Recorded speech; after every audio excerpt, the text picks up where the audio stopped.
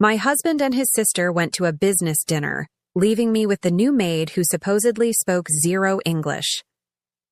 As soon as the car pulled away, she dropped the broom, looked me in the eye, and spoke in perfect English.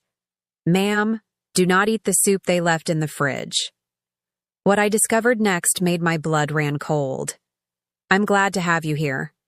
Follow my story until the end and comment the city you're watching from, so I can see how far my story has reached. The grandfather clock in our foyer chimed 7 times as I watched Conrad adjust his tie in the hallway mirror. 35 years of marriage, and I still felt that familiar flutter when he dressed for important occasions. Tonight was no different.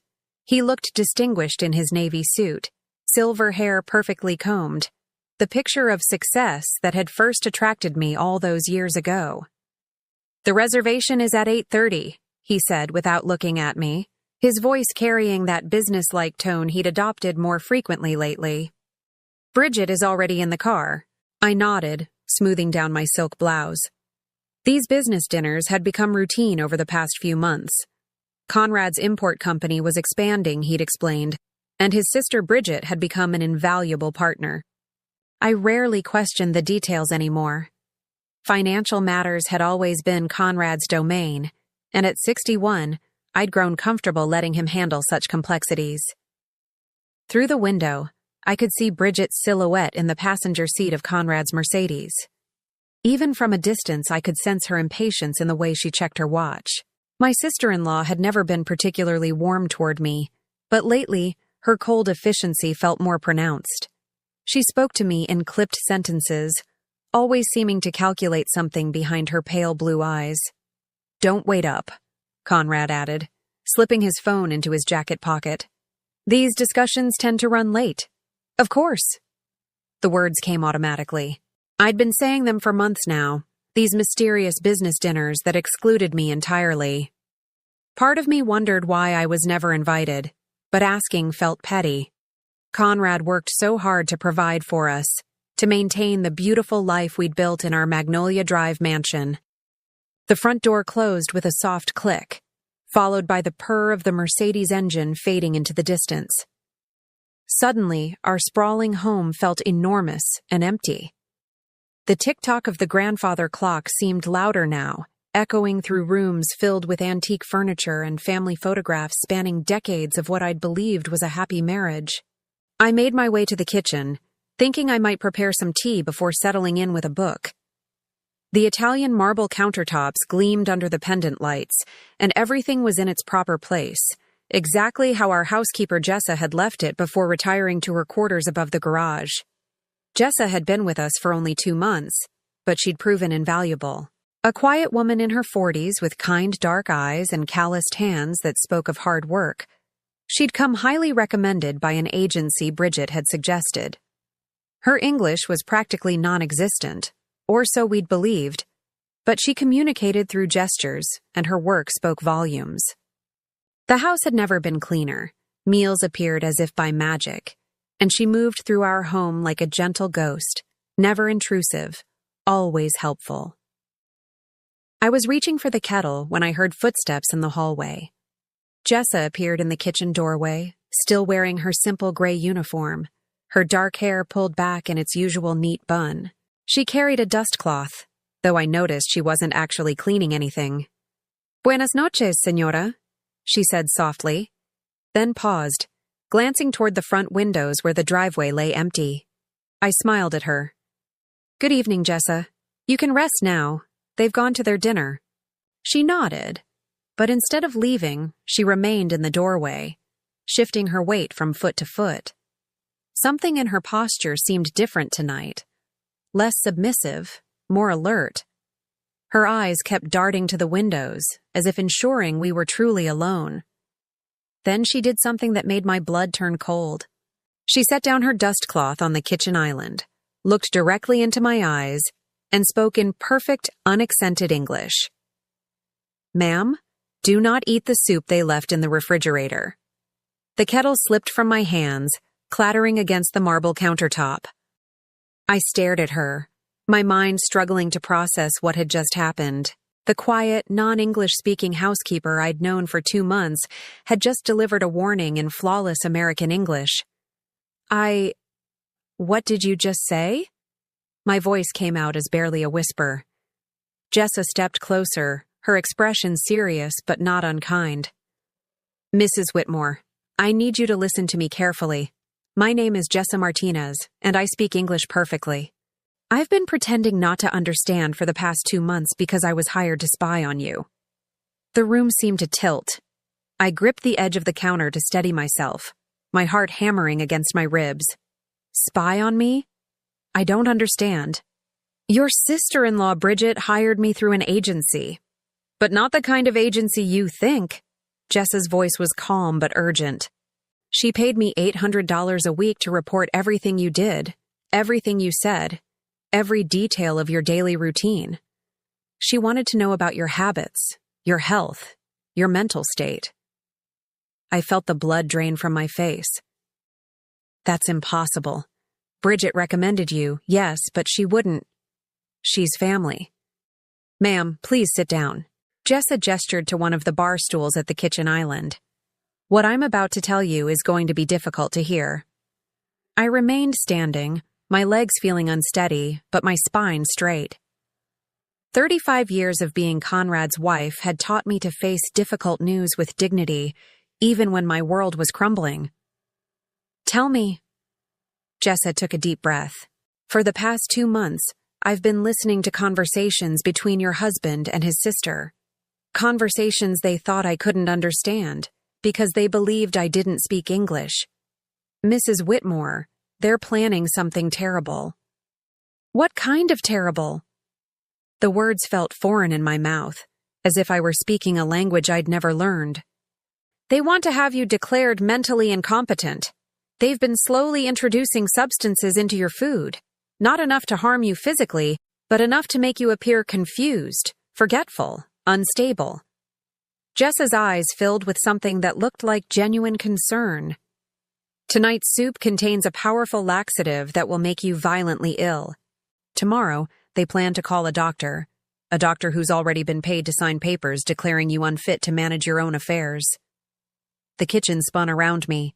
I gripped the counter harder, my knuckles white against the dark stone. Why would they do this? Conrad loves me. We've been married for 35 years. Jessa's expression softened with what looked like pity. Mrs. Whitmore, your husband is in serious financial trouble. His business is failing, and he owes people who don't accept late payments. Bridget has gambling debts that have put her in danger. Together, they see your inheritance as their only way out. My inheritance? I shook my head. My parents died over 30 years ago. There's nothing left. Your family's properties, the investments, the trust fund, it all comes to nearly $3 million. Your husband has been managing it all these years, but legally it belongs to you. If something happened to you, or if you were declared incompetent, Conrad would gain complete control. The grandfather clock chimed 8 times, each toll hitting me like a physical blow. 8 o'clock. They'd been gone for 30 minutes. How long did I have before they returned? How long had I been living in this elaborate lie? Why are you telling me this? I finally managed to ask. If Bridget hired you to spy on me, why betray her now? Jessa looked down at her hands, then back up at me. Because I've watched you for 2 months, Mrs. Whitmore. You're kind to everyone.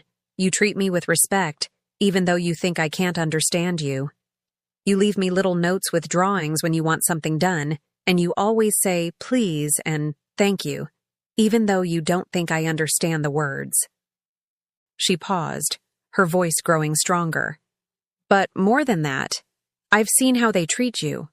The way your husband dismisses your opinions, how your sister-in-law rolls her eyes when you speak, the way they've slowly isolated you from friends, convinced you that you're not capable of understanding complicated matters. What they're doing isn't just about money, it's about power, and I won't be part of destroying a good person. I stood there in my beautiful kitchen, surrounded by the life I'd thought was perfect, and realized that everything I believed about my marriage, my family, my very existence had been a carefully constructed lie. The soup in the refrigerator, which I'd planned to heat up for a late dinner, suddenly seemed like a weapon pointed at my heart. What do I do? The question came out broken, desperate. Jessa stepped closer, her voice dropping to an urgent whisper. First, we make sure that soup gets disposed of where they'll never know it wasn't consumed. Second, we start documenting everything. And third, Mrs. Whitmore, you need to understand that this is just the beginning. What I've told you tonight is only part of what they've been planning. The sound of gravel crunching in the driveway made us both freeze. Car headlights swept across the kitchen windows. They're back, Jessa whispered, immediately switching back to her subservient posture. Act normal. Don't let them suspect anything has changed. As I heard the familiar sound of Conrad's key in the front door, I realized that my entire life had just shifted on its axis. The man I'd loved and trusted for 35 years, the sister-in-law I'd tolerated and tried to please, they weren't just strangers, they were my enemies. How was the restaurant? I asked Conrad as he hung his coat in the hallway closet, my voice surprisingly steady considering my hands were trembling beneath the kitchen island where he couldn't see them. Fine, he replied without elaboration, loosening his tie. Productive meeting. You should get some rest, Antoinette. You look tired. Bridget swept past him into the living room, her heels clicking against the marble floor. Long day tomorrow, she added over her shoulder. Conrad mentioned you might want to see Dr. Harrison about those memory issues we discussed. Memory issues? My heart skipped a beat. I hadn't mentioned any memory problems to either of them. I'm feeling fine, actually. Of course you are, dear. Conrad's tone was patronizing in a way I'd never noticed before, or perhaps I'd simply accepted it as normal. But prevention is better than cure, don't you think? They exchanged a look that lasted just a fraction too long. In the past, I would have dismissed it as sibling communication. Now, it felt loaded with meaning I was only beginning to understand. I think I'll have some of that mushroom soup before bed, Conrad said, heading toward the kitchen. Long day tomorrow, and I need something settling for my stomach. Actually, I said quickly, I finished it earlier. I was hungrier than I thought. Another look passed between them, this one sharper. Bridget's perfectly manicured eyebrows drew together in the faintest frown. All of it? Conrad asked. There was nearly a full container. I heated it twice. You know how I am when I'm nervous about being alone. I forced a laugh that sounded hollow even to my ears. I suppose I'll feel it tomorrow. Conrad's expression relaxed into what I now recognized as satisfaction. Well, make sure you stay hydrated. Food poisoning can be quite dehydrating. Food poisoning. The casual way he said it made my stomach turn. They were expecting me to be violently ill tomorrow, had probably already scheduled the doctor's visit around my anticipated suffering. I think I'll turn in now, I said, moving toward the stairs. Good night. Good night, dear, Conrad called after me, his voice warm with what I now understood was anticipation. I made it to my bedroom and closed the door before my legs gave out. I sank onto the edge of my bed, still wearing the silk blouse and pearls I'd put on hours ago when my biggest concern was whether Conrad would notice I'd had my hair done. Now those worries seemed laughably trivial compared to the realization that my husband and sister-in-law were actively plotting against me. A soft knock on my door made me freeze. Mrs. Whitmore? Jessa's voice, back to the hesitant, accented English she'd perfected. I brought fresh towels. Come in. Jessa entered with an armload of towels that were clearly just a prop. She moved to my ensuite bathroom, and I heard the soft sound of linens being arranged. When she emerged, she gestured toward the bathroom and mouthed silently, "Talk in there. Water running." I followed her into the marble-lined space that had always been my sanctuary. Jessa turned on the taps in both the sink and the large soaking tub, creating enough white noise to mask our conversation. "They bought it," she whispered, "about the soup. But now we have a bigger problem. I heard them talking after they came back." "What did they say?" "They've moved up their timeline. Dr. Harrison, the doctor they've bribed. He's coming here tomorrow afternoon.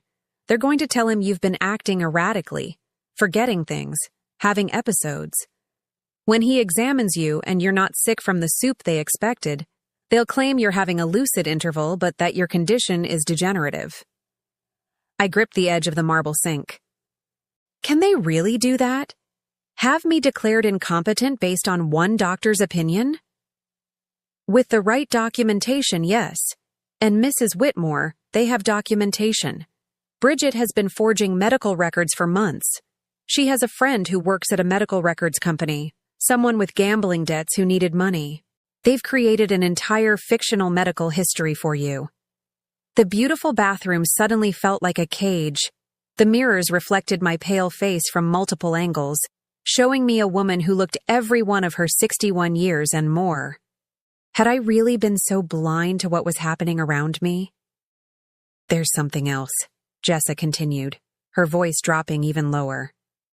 About why Bridget hired me specifically. What do you mean? I wasn't chosen at random from an agency. Bridget sought me out because of my background. Before I became a housekeeper, I worked for a private investigation firm. I know how to install surveillance equipment, how to copy documents, how to gather evidence without being detected. My knees went weak. Surveillance equipment? In my own home? Small cameras in the common areas, listening devices in your bedroom and study. They've been recording you for weeks, waiting for moments they could take out of context to use against you. A stumble when you got up too fast becomes evidence of neurological problems. Forgetting where you put your reading glasses becomes proof of memory loss. The violation felt worse than anything I'd experienced. Not just the loss of privacy, but the calculating cruelty of it. They'd been watching me like a specimen, cataloging my human moments to use as weapons. But if you know how to do these things, I said slowly, does that mean you can undo them? Yes. And more than that, Mrs. Whitmore, I can turn their own system against them. They hired someone with the skills to destroy you, but those same skills can save you. Hope flickered in my chest for the first time since this nightmare began. What do you mean? Jessa pulled a small device from her pocket, something that looked like a phone charger but felt different when she placed it in my palm. This is a recording device, military grade, undetectable. While they've been recording you, I've been recording them. Every conversation, every phone call, every moment when they thought they were safe. You've been recording everything? For 6 weeks now. I have Bridget admitting to forging medical records, Conrad discussing how to access your bank accounts, both of them planning exactly how to have you institutionalized. I have phone calls with the corrupt doctor, conversations with the medical records forger, even arguments about how to split your inheritance once they have control. The water continued running, a steady white noise that felt like the only stable thing in my shifting world. Why didn't you tell me sooner? Because I needed enough evidence to be absolutely certain we could stop them completely. 1 or 2 recordings could be dismissed or explained away. But what I have now... Jessa's eyes hardened with determination. What I have now will destroy them. What do they think you're reporting to Bridget? Exactly what they want to hear. That you're declining rapidly, becoming confused and forgetful. That you've been talking to yourself, leaving tasks half-finished, showing signs of paranoia and disorientation. I've been feeding them a fictional narrative about your mental deterioration while documenting their real conspiracy. I stared at this woman I'd thought I knew, realizing she'd been protecting me while I remained completely unaware of the danger. Jessa, I have to ask, what's your real motivation in all this? Why risk so much for someone you barely know? She was quiet for a long moment, the sound of running water filling the space between us. When she spoke, her voice carried a pain I hadn't heard before. Because 15 years ago, my mother went through exactly what they're planning for you. My stepfather and his daughter had her declared incompetent and institutionalized. She died in that place 18 months later, alone and branded as mentally ill. I was young and didn't understand the system well enough to stop it. I've carried that guilt every day since. The water blurred as tears filled my eyes. I'm so sorry. When Bridget approached me with this job, describing their plan, it was like watching my worst nightmare play out again. But this time, I have the skills and knowledge to fight back. This time, I can save someone. What happens next? Jessa turned off the taps, and the sudden silence felt profound. Tomorrow, when Dr. Harrison comes, you're going to give the performance of your life. You're going to appear exactly as confused and unstable as they claim you are. And while they think they're winning, we're going to spring our own trap. What kind of trap? The kind that will expose not just Conrad and Bridget, but the corrupt doctor and the medical records forger. A trap that will ensure they face serious criminal charges and can never hurt you or anyone else again. As we prepared to leave the bathroom, Jessa caught my arm gently. Mrs. Whitmore, I need you to understand something. What we're about to do will change everything. Your marriage, your family relationships, probably your entire life. Are you prepared for that? I thought about the 35 years I'd spent trusting Conrad, the careful way I'd tried to earn Bridget's approval, the quiet life I'd built around being a supportive wife to a man who saw me as nothing more than a bank account with a heartbeat. My life has already changed, I said quietly. Now I'm just going to take control of it. But as we stepped back into my bedroom, both of us returning to our practiced roles as lady of the house and subservient housekeeper, I couldn't shake the feeling that tomorrow would bring revelations even more shocking than tonight's discoveries. Because if Conrad and Bridget were willing to go this far, what other secrets had they been keeping? And how deep did this conspiracy really go? The next morning arrived with deceptive normalcy. Sunlight streamed through our bedroom's heavy curtains, casting familiar patterns across the Persian rug that had adorned our floor for over 2 decades. I'd barely slept, my mind racing with everything Jessa had revealed, but I forced myself to follow my usual routine. Conrad could not suspect that anything had changed. I found him in the breakfast nook, reading the Wall Street Journal while sipping his morning coffee. He looked up when I entered, and I caught something in his expression, a calculating assessment, as if he were taking my mental temperature. "Good morning, darling," he said, his tone carefully neutral. "How are you feeling?" "A bit tired," I replied, which was certainly true. My stomach was upset during the night. I think that soup didn't agree with me after all. His eyes sharpened with interest, though he tried to hide it behind concern. "Oh, that's unfortunate. Perhaps we should have Dr. Morrison take a look at you." Doctor. Morrison had been our family physician for 15 years, a kind man who actually cared about his patients. Not the corrupt Dr. Harrison they'd arranged to evaluate me this afternoon. "I'm sure it will pass," I said carefully. Bridget appeared in the doorway, already dressed in one of her expensive business suits. She'd been staying with us for the past 3 weeks, ostensibly while her house underwent renovation. Now I understood the real reason for her extended visit. She needed to be here to witness my supposed breakdown firsthand. "Any word from Dr. Harrison about this afternoon?" she asked Conrad, not bothering to lower her voice. The casualness with which she discussed my medical appointment without including me in the conversation was telling. "He'll be here at 3 o'clock, Conrad replied, then turned to me with false solicitude. "Darling, I've arranged for a specialist to examine you. Dr. Harrison comes highly recommended for cognitive assessments."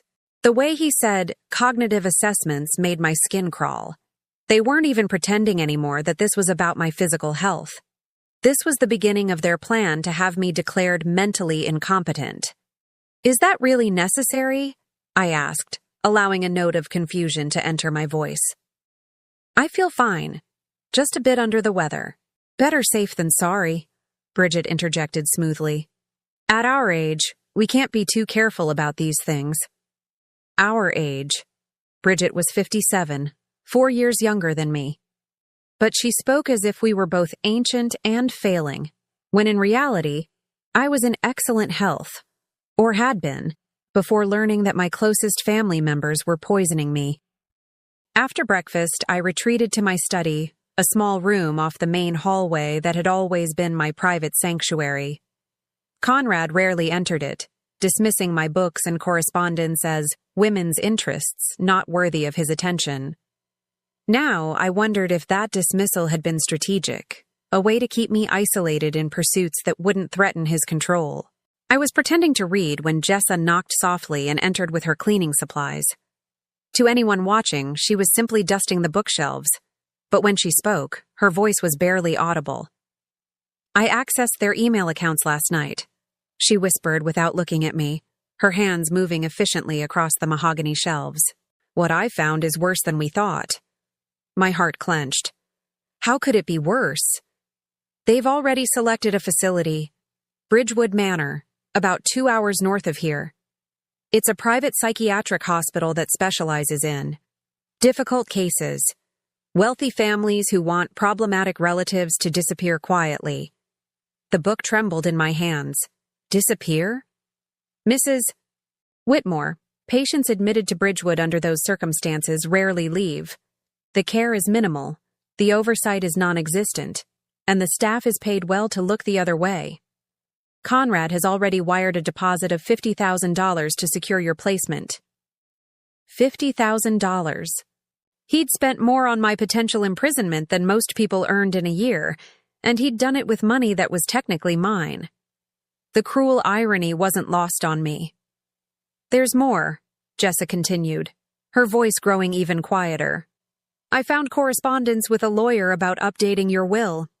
Once you're declared incompetent, Conrad will have power of attorney. The first thing he plans to do is change your will to leave everything to him, with provisions for Bridget." I set the book down carefully, afraid I might snap it in half. "What about the recordings you've been making? Can we stop this?" "Yes, but we need them to incriminate themselves completely. Right now, we have conspiracy, fraud, and attempted abuse of an elderly person. But I want to catch them in the act of medical fraud and bribery. When Dr. Harrison arrives, I need you to do exactly as I say." "What do you want me to do?" Jessa moved to dust the lamp near my chair, bringing her closer so she could speak directly into my ear. "When he examines you, you're going to appear exactly as confused and disoriented as they claim you are. But you're also going to say specific things that will prove you're being coerced." "What kind of things?" "You're going to mention seeing people who aren't there, but you're going to describe them in ways that make it clear you're being coached. You're going to forget recent events, but remember old ones with suspicious clarity. Most importantly, you're going to ask Dr. Harrison questions that will force him to reveal he's been briefed about your case before examining you." The plan was risky, but I could see the logic. If we could prove that Dr. Harrison had predetermined his diagnosis, we could expose the entire conspiracy. What if he's more careful than that? Then we have backup plans. I've installed micro cameras in this room and the living room where he'll conduct his examination. Everything will be recorded. And Mrs. Whitmore. She paused in her dusting, meeting my eyes for just a moment. "I've also contacted a real doctor, Dr. Sarah Chen, a neurologist who owes me a favor. She's agreed to conduct an independent evaluation of you tomorrow, assuming we can prevent today's planned abduction." Abduction. The word hit me like a physical blow. That's what this was, a planned kidnapping using medical authority as cover. If their plan succeeded, I would be forcibly committed to an institution where I might never be seen again. "How long have they been planning this?" I asked. "Based on the emails I found, at least 6 months. It started when Conrad's business began failing more seriously. Bridget approached him with the idea after she lost her house to gambling debts. They see you as their retirement plan." The door to my study opened suddenly, making us both freeze. Conrad appeared in the doorway, his expression pleasant, but his eyes watchful. "Everything all right in here?" he asked. I thought I heard voices. "Just reading aloud to myself," I said, forcing a smile. "You know how I sometimes do that when I'm trying to concentrate." He nodded, but his gaze lingered on Jessa, who had immediately resumed her dusting with the practiced efficiency of someone who'd perfected the art of invisibility. "Dr. Harrison will be here in a few hours," Conrad said. "Why don't you rest before then? I want you to be at your best for the examination." "At my best," meaning at my most confused and vulnerable. "Of course, dear." After Conrad left, Jessa and I remained silent for several minutes, both of us acutely aware of how close we'd come to discovery. When she finally spoke, her voice carried a new urgency. "Mrs. Whitmore, there's something else you need to know about the timing of all this." "What do you mean?" "Your family's trust fund, the one your parents established, it has a specific provision. If you're declared mentally incompetent, the funds remain in trust but can be managed by your legal guardian. But if you die while competent, everything goes to Conrad as your husband. If you die after being declared incompetent, the money reverts to distant relatives your parents named as backup beneficiaries." The implications made me feel sick. So they need me alive but incapacitated. For now. But Mrs. Whitmore, institutions like Bridgewood, accidents happen. Patients with dementia wander off, have falls, develop sudden medical complications. Once you're committed, your life expectancy becomes negotiable. I gripped the arms of my chair, the reality of my situation finally hitting me completely. This wasn't just about money or control. This was about my survival. Conrad and Bridget weren't just planning to steal my inheritance. They were planning to eliminate me entirely, just slowly enough to avoid suspicion. "We have to stop them today," I said, my voice steadier than I felt. "Whatever it takes." "We will," Jessa promised. "But Mrs. Whitmore, when this is over, when they're exposed and facing criminal charges, your entire life will change. Are you prepared to lose everything you've known for the past 35 years? I looked around my study, at the books I'd collected, the photographs of what I'd believed was a happy marriage, the comfortable life I'd built on what I now knew was a foundation of lies. Then I thought about the alternative, disappearing into an institution where I'd be at the mercy of people who saw me as nothing more than a profitable problem to manage. "I've already lost everything," I said quietly. "Now I'm just going to make sure they pay for taking it." As if summoned by my words, the grandfather clock in the foyer began to chime noon. 3 hours until Dr. Harrison arrived. 3 hours to prepare for what might be the most important performance of my life. Because if we failed, it might also be my last. At exactly 3 o'clock, Dr. Harrison's black sedan pulled into our circular driveway. I watched from my bedroom window as a tall, thin man in an expensive overcoat emerged, carrying a leather briefcase that looked more suited to a lawyer than a doctor. Even from a distance, something about his demeanor struck me as predatory rather than professional. Conrad greeted him at the front door with the enthusiasm of a man welcoming an old friend, rather than meeting a medical specialist for the first time. Their conversation was animated, punctuated by gestures toward the house's interior, and what looked suspiciously like an exchange of documents before they even stepped inside. I made my way downstairs slowly, deliberately appearing more frail than I felt. Jessa had coached me on the subtle signs of cognitive decline that would seem authentic to a casual observer, but obvious as performance to anyone looking closely. The goal was to give Dr. Harrison enough evidence to support his predetermined diagnosis, while creating a record that would later prove the examination was fraudulent. "Antoinette, dear," Conrad called as I entered the living room. "This is Dr. Harrison. He's here to conduct that evaluation we discussed." Dr. Harrison rose from the sofa, extending a manicured hand. He was younger than I'd expected, perhaps 50. With prematurely gray hair and sharp blue eyes that seemed to catalog everything they saw. "Mrs. Whitmore, it's a pleasure to meet you. Your husband has told me so much about you." Already a red flag. A legitimate doctor conducting an independent evaluation wouldn't have discussed my case in detail with my husband beforehand. "Have we met before?" I asked, allowing confusion to color my voice. "You look familiar." "No, Mrs. Whitmore, this is our first meeting. Dr. Harrison replied smoothly, but I caught the quick glance he exchanged with Conrad. Perhaps you're thinking of someone else. Bridget appeared from the kitchen carrying a tea service with the efficiency of a hostess rather than the concern of a family member worried about my health. I thought you might like some refreshment before the examination, she said, setting the tray on the coffee table. I noticed that she'd prepared 4 cups, an interesting choice if this were truly a medical appointment. It suggested that both she and Conrad planned to be present throughout the evaluation, which would be highly unusual for a legitimate psychiatric assessment. Mrs. Whitmore, Dr. Harrison began, pulling out a tablet and stylus. I'd like to start with some simple questions to assess your current cognitive function. Are you comfortable with your husband and sister-in-law present, or would you prefer privacy? Oh, I don't mind, I said, though internally I was pleased that he'd essentially admitted to conducting an improper examination. They've been so worried about me lately. I'm sure they want to hear what you have to say. For the next 20 minutes, Dr. Harrison led me through what appeared to be a standard cognitive assessment.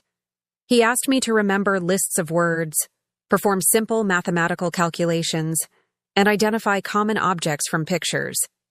I answered correctly, but slowly, occasionally pausing as if struggling to find the right response. But it was what happened between the formal questions that truly revealed the corruption at work. Mrs. Whitmore, Dr. Harrison said during one of these informal moments, your husband mentioned that you've been having episodes of disorientation. Can you tell me about those? I glanced at Conrad with apparent confusion. Episodes? I don't remember any episodes. When did I have episodes? Just last week, dear, Conrad said gently, his voice full of false concern. You forgot how to work the coffee maker. You stood in the kitchen for nearly an hour, just staring at it. This was news to me. I used our coffee maker every morning without difficulty, and no such incident had ever occurred. Conrad was inventing symptoms on the spot, and Dr. Harrison was accepting them without question. That must have been frightening, Dr. Harrison said to me, making notes on his tablet. Do you remember feeling confused about familiar objects? Sometimes, I said hesitantly, following Jessa's coaching to appear cooperative but uncertain. But I thought that was normal. Don't we all forget things sometimes? Some forgetfulness is normal, Dr. Harrison agreed, but what your family is describing suggests a more serious pattern. Again, he was treating Conrad and Bridget's claims as established fact, rather than allegations to be verified. A competent physician would have asked for specific details, requested medical records, or insisted on speaking with me alone to get my version of events. Doctor, I said, seizing an opportunity Jessa had prepared me for. Before we continue, could you tell me who referred you to my case? I like to know how my doctors find me. Dr. Harrison's pen stopped moving. Your husband contacted my office directly. But how did he know to contact you specifically? Do you specialize in cases like mine? A flush crept up Dr. Harrison's neck. I have experience with cognitive decline in elderly patients, yes. What kind of experience? And how did Conrad know about that experience? The questions were making Dr. Harrison visibly uncomfortable. Conrad jumped in quickly. Darling, Dr. Harrison comes highly recommended. Bridget suggested him based on her research. I turned to Bridget with apparent innocence. Research? What kind of research? Medical directories, Bridget said curtly. Online reviews. The usual things people do when seeking specialists. But I wasn't finished. Jessa had prepared me for this moment. Doctor, before you examine me further, could you tell me about your assessment criteria? I'd like to understand what you're looking for. Dr. Harrison glanced at Conrad again. Another telling sign. A legitimate physician would have been happy to explain his process to a patient. Mrs. Whitmore, the evaluation involves multiple factors: cognitive testing, behavioral observation, family history. Family history is important, I agreed. What specific family history are you working with? Because I should mention that my parents both lived well into their 80s with no cognitive decline. My grandmother was mentally sharp until she died at 93. This was true, and it directly contradicted any genetic predisposition to early dementia that they might try to claim. Dr. Harrison made more notes, but I could see him struggling to fit my actual family history into whatever narrative Conrad and Bridget had provided. Sometimes these conditions can appear without genetic predisposition, he said finally. Of course, I replied. But in those cases, wouldn't you want to rule out other causes first? Environmental factors, medication interactions, depression, vitamin deficiencies? There are so many reversible causes of cognitive symptoms. Dr. Harrison's discomfort was now obvious. A patient questioning his thoroughness shouldn't have rattled a competent physician, but his predetermined conclusions were being challenged by inconvenient facts. Conrad intervened again. Darling, let's let the doctor complete his examination. We don't want to take up too much of his valuable time. The phrase valuable time struck me as significant. It suggested a financial arrangement rather than a professional consultation. I filed that observation away for later. Of course, I said. But doctor, one more question. Given that cognitive decline can have so many different causes, what's your standard protocol for ruling out treatable conditions? Blood work? Brain imaging? Medication review? Those tests can be arranged if necessary, Dr. Harrison said vaguely. If necessary? Wouldn't they be necessary before making any definitive diagnosis?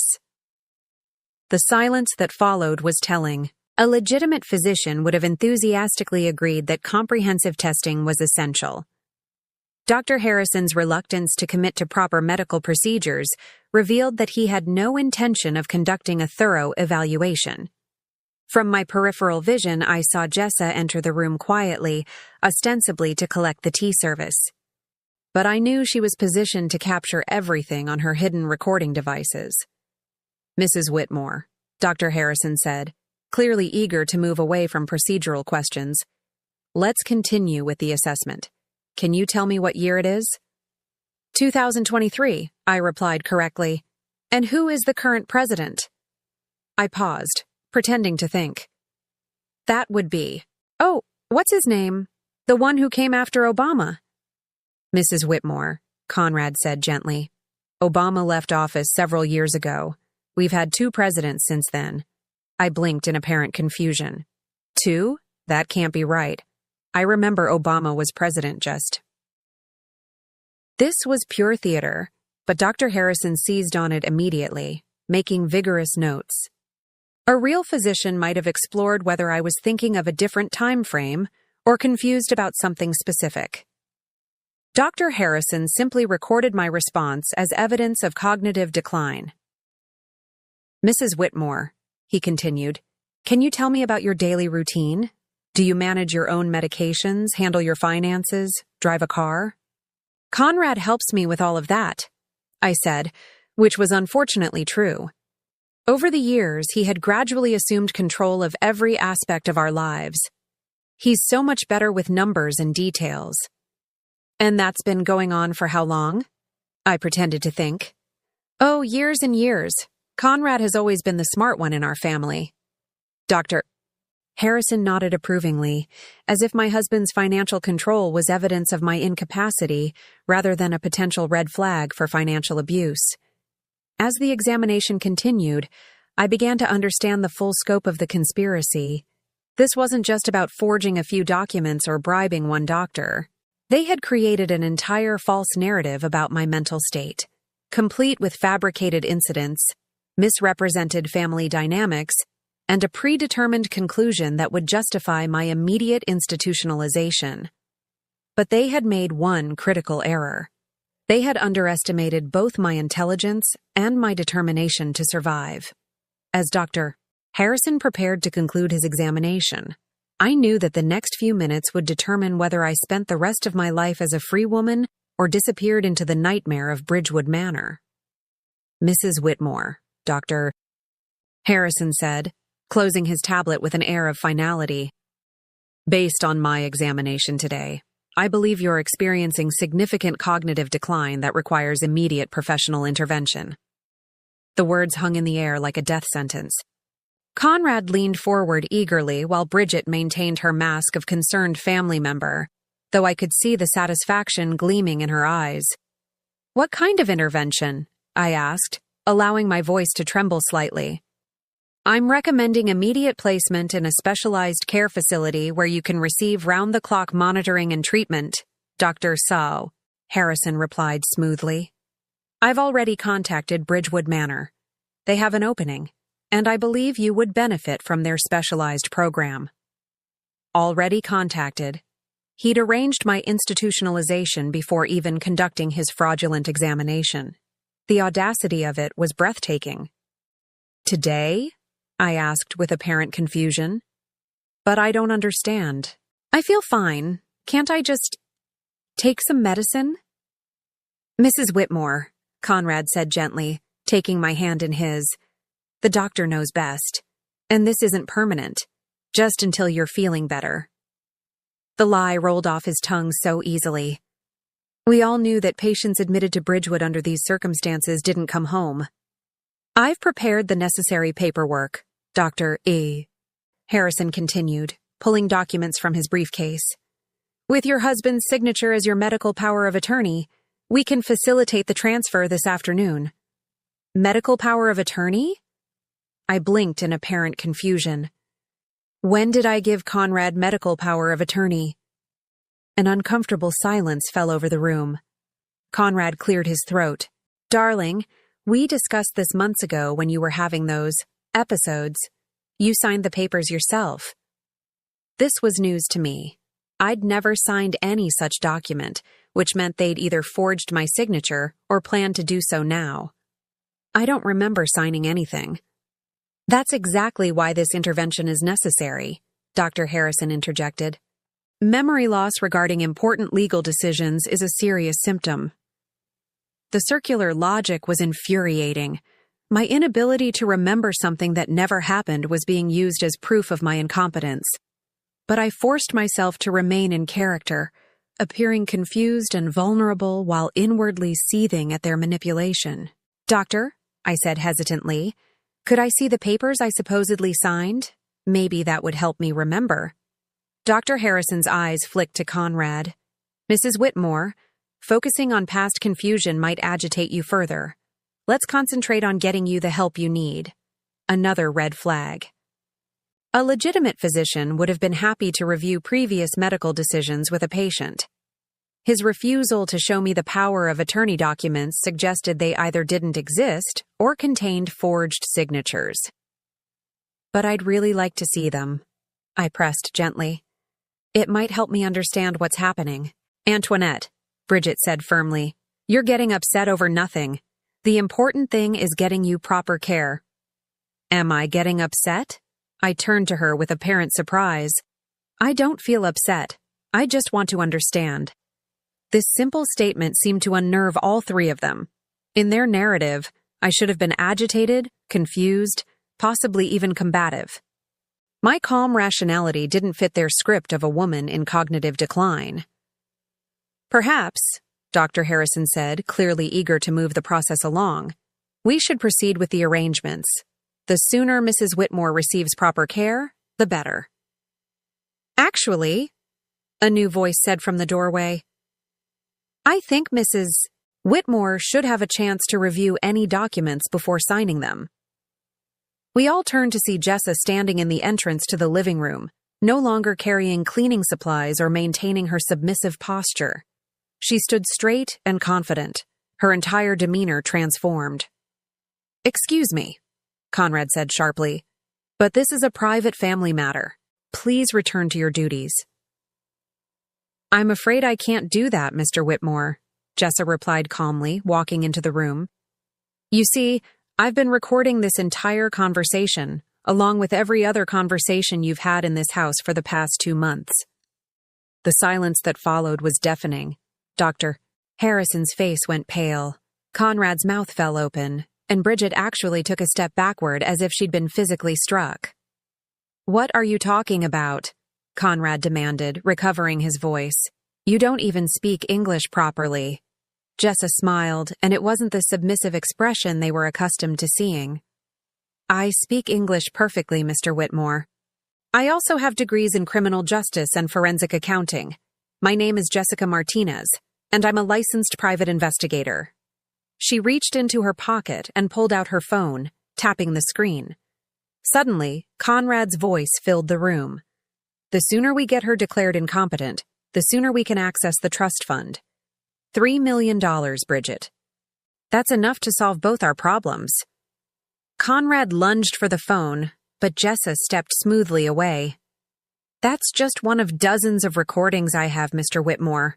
Would you like to hear the one where you discuss bribing Dr. Harrison? Or perhaps the conversation where you and your sister plan to split Mrs. Whitmore's inheritance after she's conveniently died from complications at Bridgewood?" Dr. Harrison was already moving toward the door, but Jessa's next words stopped him cold. "Dr. Marcus Harrison, license number 479862. You're not going anywhere until the police arrive." "Police?" Bridget shrieked. "You can't call the police." "This is a private matter. Conspiracy to commit fraud, elder abuse, forgery of medical documents, and attempted kidnapping are hardly private matters," Jessa replied. "Oh, and Dr. Harrison? I should mention that I've already forwarded copies of all my recordings to the State Medical Board. Your license to practice medicine will be revoked by the end of the week." Dr. Harrison's face had gone from pale to gray. This is entrapment. You can't use recordings made without consent." "Actually, I can," Jessa cut him off. "California is a one-party consent state, and Mrs. Whitmore gave me permission to record conversations in her own home. Everything I've captured is perfectly admissible in court." I stood up slowly, shedding the last vestiges of my confused, vulnerable act. "Surprise," I said to Conrad and Bridget, my voice steady and clear. "I've been recording you too." I reached into my blouse and pulled out the small recording device Jessa had given me. Every conversation, every medical consultation, every moment when you thought you were safe to plan my destruction, it's all here. Conrad's face cycled through several emotions: shock, rage, fear, and finally, something that looked like grudging respect. "You knew," he said quietly. "All along, you knew." "I knew you were stealing from me," I replied. "I knew you were lying to me. I knew you'd been poisoning me with sedatives disguised as vitamins. But I didn't know you were planning to have me murdered in a psychiatric facility until yesterday." "Murdered?" Bridget laughed shrilly. "Don't be dramatic, Antoinette. We were trying to get you help." "Help?" I turned to face her fully. "Bridget, I have recordings of you discussing how long it typically takes for patients to die at Bridgewood Manor. You researched the average life expectancy and calculated how long you'd have to wait for my death to appear natural." The look of pure hatred that crossed her face was more honest than any expression I'd seen from her in years. "You have no idea what you've done," Conrad said, his voice low and dangerous. "You think you can just destroy our family? Ruin our lives?" "Our family?" I laughed, and there was no humor in it. "Conrad, you stopped being my family the moment you decided I was worth more dead than alive. You're criminals, and criminals face consequences." The sound of sirens in the distance made Dr. Harrison bolt for the door, but Jessa was ready for him. She stepped into his path, and when he tried to push past her, she grabbed his wrist and twisted it behind his back with professional efficiency. "I told you," she said calmly as he writhed in her grip. "You're not going anywhere." 3 police cars pulled into our driveway, followed by an ambulance and what looked like a detective's unmarked sedan. Through the front windows, I could see officers approaching the house with purposeful strides. "Mrs. Whitmore," the lead officer said as Jessa opened the door. "I'm Detective Rodriguez. We received a report of elder abuse and medical fraud in progress." "That would be correct," I replied, my voice remarkably steady for someone whose entire life had just been turned upside down. I believe you'll want to speak with Dr. Harrison first. He's been attempting to have me falsely committed to a psychiatric facility. As the officers began reading rights and placing handcuffs, I watched 35 years of marriage dissolve before my eyes. Conrad kept looking at me as if he couldn't quite believe I'd outsmarted him. Bridget was crying, not from remorse, but from fury at being caught. "This isn't over," Conrad said as the officers led him toward the door. "You'll regret this, Antoinette. Without me, you have nothing." I met his eyes one last time. "Conrad, I have something you never understood the value of.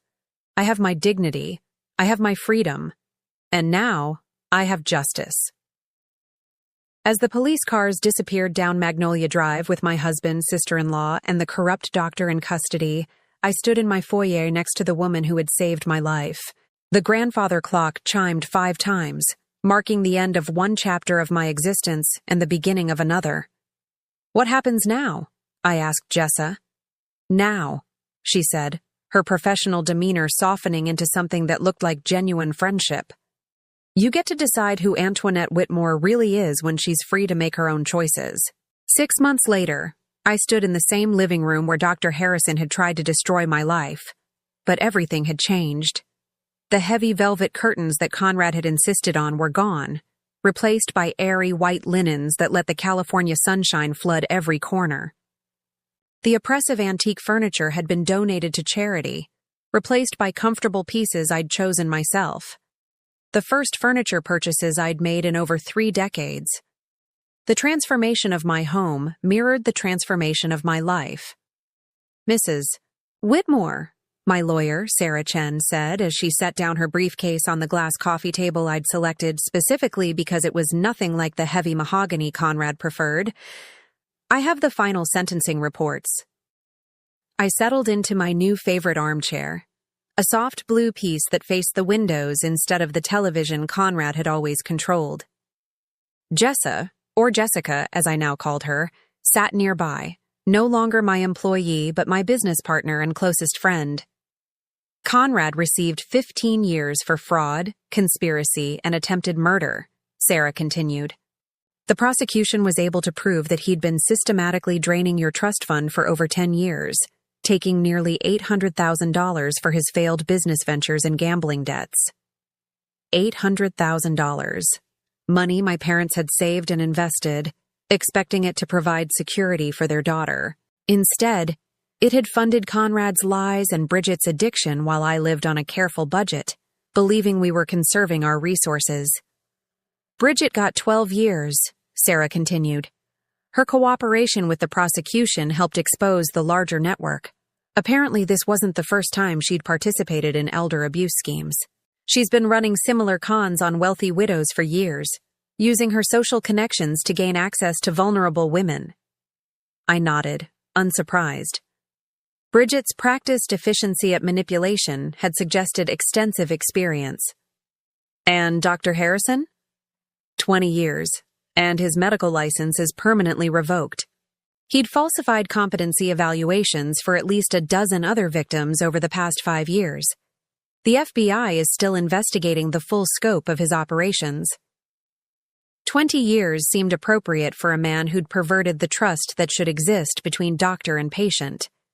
His victims included elderly women like me, but also adults with disabilities whose families wanted them institutionalized for convenience, and even some cases involving inheritance disputes where inconvenient relatives needed to disappear. "The civil settlements are finalized as well," Sarah added, pulling out another set of documents. "Between Conrad's hidden assets, Bridget's insurance policies, and the malpractice claims against Dr. Harrison's practice, you'll recover approximately $1.2 million beyond your original inheritance. $1,200,000, compensation for the years of abuse, manipulation, and attempted murder." It felt surreal to put a monetary value on betrayal, but the money would serve a better purpose than justice. It would fund the future I was finally free to choose. "There's one more thing," Sarah said, her expression growing serious. "Conrad's attorney contacted me yesterday. He wants to arrange a meeting." "Absolutely not," Jessica said immediately. Mrs. Whitmore doesn't need to subject herself to more manipulation. I considered this for a moment. 6 months ago, the thought of facing Conrad would have terrified me. Now it simply felt unnecessary. What could he possibly want? According to his attorney, he wants to apologize. He claims prison has given him perspective on what he did to you. I laughed, a sound that still surprised me with its freedom. Conrad doesn't apologize. He strategizes. He's probably hoping for a reduced sentence or early parole. Tell his attorney that Antoinette Whitmore is too busy living her life to waste time on his regrets. Sarah made notes, smiling at my response. Over the past months, she'd watched me evolve from a victim into someone who refused to be diminished by anyone else's expectations. After Sarah left, Jessica and I sat in comfortable silence, watching the afternoon light play across our transformed space. The woman who'd saved my life had become so much more than I'd ever imagined possible. I have news, Jessica said finally, pulling out her own set of documents. The Martinez-Whitmore Investigative Agency officially received its license yesterday. Our business, a private investigation firm specializing in elder abuse and financial fraud, was finally official. Jessica's expertise combined with my intimate understanding of how these predators operated would help protect other vulnerable people from what I'd experienced. Our first case? I asked. A 73-year-old woman in San Francisco. Her son and daughter-in-law are slowly isolating her and taking control of her finances. The pattern is identical to what Conrad and Bridget did to you. The familiar anger flickered in my chest, but it was no longer helpless rage. It was fuel for action. When do we start? Tomorrow, if you're ready. I looked around my bright, airy living room, at the photographs of my parents that I'd retrieved from storage and displayed prominently for the first time in decades. I thought about the woman I'd been 6 months ago, confused, isolated, slowly being poisoned by the people who claimed to love me. Then I thought about the woman I'd become, clear-minded, purposeful, and determined to protect others from similar fates. I'm ready, I said. That evening, I prepared dinner in my kitchen, a simple meal that I chose, cooked, and seasoned to my own taste. No hidden sedatives, no mysterious stomach ailments afterward. Just food that nourished rather than controlled. As I set the table for one, I reflected on how much my definition of independence had changed. 6 months ago, I would have seen eating alone as evidence of failure, proof that I'd driven away the people who mattered. Now, I understood it as evidence of choice, the ability to decide how I wanted to spend my time and with whom. The doorbell rang as I was finishing my meal. I opened it to find a delivery driver holding an enormous bouquet of sunflowers, my favorite flower, though Conrad had always insisted roses were more elegant. The card read, "Congratulations on your new business venture. You're going to save so many lives. With love and admiration, Dr. Sarah Chen." Dr. Chen, the neurologist who'd conducted a real evaluation of my cognitive function, proving definitively that I was mentally competent and had never shown any signs of dementia. Her testimony had been crucial in securing Conrad and Bridget's convictions. I arranged the sunflowers in a crystal vase that had been my mother's, placing them on the dining room table where they caught the last rays of afternoon sun. Their bright faces turned toward the light seemed like a metaphor for the direction my life had taken, always reaching for warmth and growth, no longer trapped in shadow. Later that night, I sat in my study, the room that had once been my sanctuary from Conrad's control and was now simply my office. I opened my laptop and began drafting our agency's mission statement, words flowing easily as I described our commitment to protecting vulnerable adults from financial abuse and exploitation.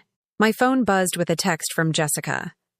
"Proud to be your partner in this new adventure. Tomorrow we begin saving lives." I smiled and typed back, "Tomorrow we begin living." As I drifted toward sleep, I thought about the 73-year-old woman in San Francisco who didn't yet know that help was coming. Tomorrow, Jessica and I would begin the work of exposing another family's greed and protecting another vulnerable person from the kind of systematic abuse I'd endured. The cycle would end with us, one case at a time, one saved life at a time. Now, I'm curious about you who listened to my story. What would you do if you were in my place? Have you ever been through something similar? Comment below. And meanwhile, I'm leaving on the final screen 2 other stories that are channel favorites, and they will definitely surprise you. Thank you for watching until here.